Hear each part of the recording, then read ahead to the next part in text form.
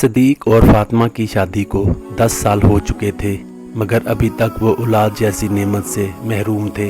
کافی علاج معالجہ کروایا مگر افاقہ نہ ہوا تو اب اللہ کی مرضی سمجھ کر دونوں نے حالات سے سمجھوتا کر لیا تھا۔ اس بات پر دونوں اکثر افسردہ رہتے مگر دونوں کے پیار میں کوئی کمی نہ آئی۔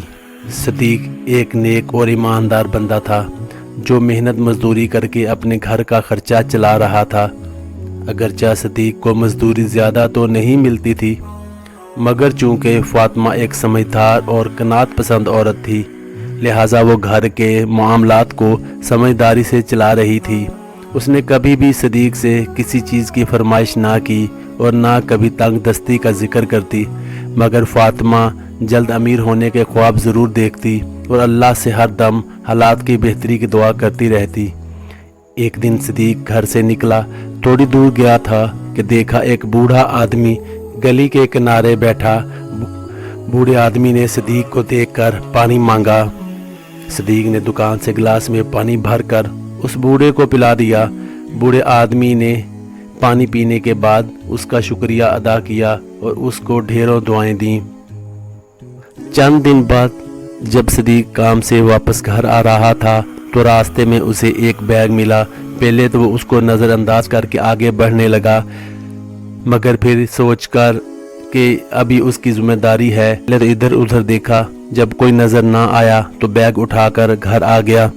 فاطمہ نے صدیق کے ہاتھ میں پکڑے بیگ کو سوالیہ انداز میں دیکھا تو اس نے ساری بات بتا دی۔ فاطمہ نے فوراً صدیق کے ہاتھ سے بیگ پکڑا اور اسے کھول دیا۔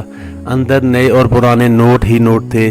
وہ اتنے نوٹ دیکھ کر گھبرا گئی اور جلدی سے بیگ بند کر کے ادھر ادھر دیکھنے لگی کہ کہیں کوئی دیکھ تو نہیں رہا۔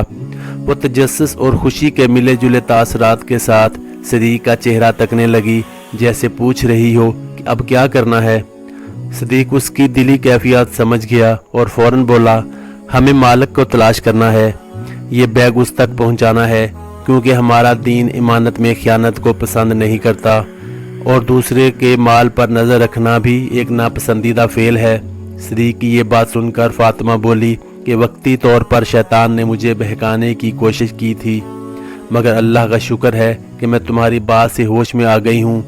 یہ کسی کی امانت اور ہماری آزمائش ہے، ہم انشاءاللہ اس آزمائش میں کامیاب ہوں گے۔ دونوں نے بیگ کی جب تلاشی لی تو انہیں بیگ میں پڑا ایک کارڈ ملا جس پر کسی کا نام اور ٹیلی فون نمبر لکھا تھا۔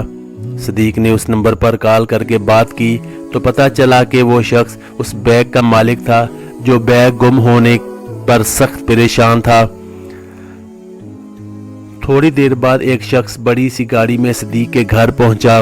صدیق نے اس امیر آدمی کو بیگ پکڑایا اور معصومیت سے بولا، آپ نوٹ گن لیں، ہم نے کچھ نہیں لیا، مجھے آپ پر یقین ہے۔ یہ کہہ کر اس آدمی نے بیگ پکڑا، کھولا اور ڈھیر سارے نوٹ نکال کر صدیق کو دیتے ہوئے اس کا شکریہ ادا کیا۔ صدیق اور فاطمہ اس غیر متوقع صورتحال پر ایک دوسرے کو دیکھنے لگے۔ ان پر ہمارا کوئی حق نہیں، آپ کا بہت بہت شکریہ، صدیق نے ہمت کر کے کہا۔ یہ آپ کی ایمانداری کا صلہ ہے اور اس میں میری خوشی بھی شامل ہے، امیر آدمی مسکراتے ہوئے بولا اور ان کے گھر سے باہر نکل کر گاڑی میں بیٹھ کر چلا گیا۔ اس آدمی کے جانے کے بعد صدیق اور فاطمہ دیر تک اپنے رب کا شکر ادا کرتے رہے کہ کس طرح ان پر اللہ کی رحمت نازل ہو گئی۔ اس واقعے کے بعد اللہ نے ان کے دن بدل دیے۔